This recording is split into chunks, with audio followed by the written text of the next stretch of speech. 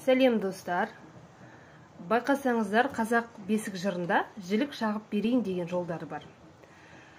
Ал қазір медицина саласында балалардағы аутизм, ДЦП, ЗПРЗ деген диагноздарға, яғни ем ретінде осы жілік майын ем ретінде қолданып жатыр екен. Яғни дәлелденген екен. Сонда қараңыздар, қазақтың қандай дана екені, балаға жілік майының пайдасы орасан зор екен баяғыда білген екен.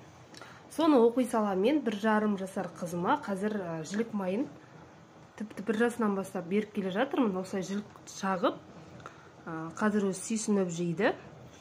Онымен қосып өзім де жеймін. Ішінде бала организміне өте қажетті витаминдер бар екен. Сондықтан магазиндегі құр болмайтын тәттіден қарағанда осыны шағып мүжітіп беріңіздер дегім келеді.